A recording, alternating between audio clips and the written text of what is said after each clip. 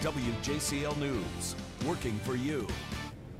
All right, we're now less than an hour from 2014, and we're taking a look back at some of the bigger stories that we covered this year. Back in 2013, well, I shouldn't say back, in 2013, the death of Kendrick Johnson gained national attention. His body was found rolled up in a gym mat inside Lowndes High School back in January. Well, now, nearly a year later, and his parents are still wanting answers. WJCL's Larry Spruill is the only reporter in the Coastal Empire to talk to the Johnsons face-to-face. Tonight, he takes a look back. January 10th. 2013 is a day both Kenneth and Jacqueline Johnson will never forget. The details of that day are still foggy, leaving this question: how did Kendrick Johnson die?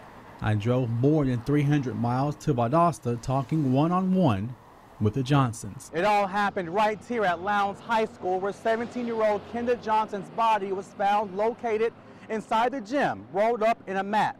Lowndes County deputies told the family his death was natural causes. I never believed anything they said. Even the first theory they come up with, I didn't believe it. The second theory they came up with, I didn't believe that either. The fact that there were approximately 4 months that lapsed before the first autopsy report was produced, quite frankly, just raised our suspicions. That's why attorney Shaveen King ordered a second autopsy. Those results were different from the first one. He died as a result of blunt force trauma to the right side of his neck, and that it was inflicted and non-accidental. Months later, his parents found out there was surveillance video inside the gym that day. Those video clips could give them the answers that they've been looking for. At first, Lowndes County Board of Education would only release the first 8 seconds of that video due to privacy reasons of other students. In October, a Valdosta judge ruled in favor of the Johnson family, forcing the Board of Education to release the video inside the gym and hallway inside the school in its entirety. The video showed Johnson was not alone in the gym moments before his death. We're happy to hear that we're one step closer to the truth.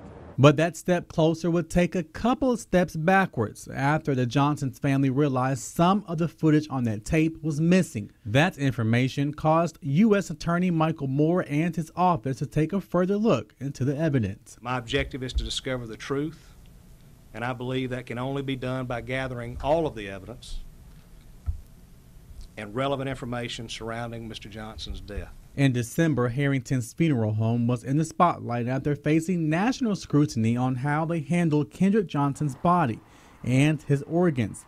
Johnson's organs were removed and his body was stuffed with newspaper, forcing the Johnsons to file this complaint form to the Georgia State Board of Funeral Services and taking their questions to the state capitol building in Atlanta. From the top of his head to his pelvis was missing. Yeah. The brain, his windpipe, his tongue, his heart, and everything else inside of his body was missing. But we declare that we're here to stay. We ain't going nowhere. They want us to leave, and when we leave, it's going to be when they give us justice for my son.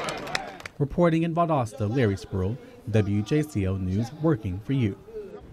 A grand jury subpoena has now been issued that allows the FBI to get hard drives from the school surveillance system.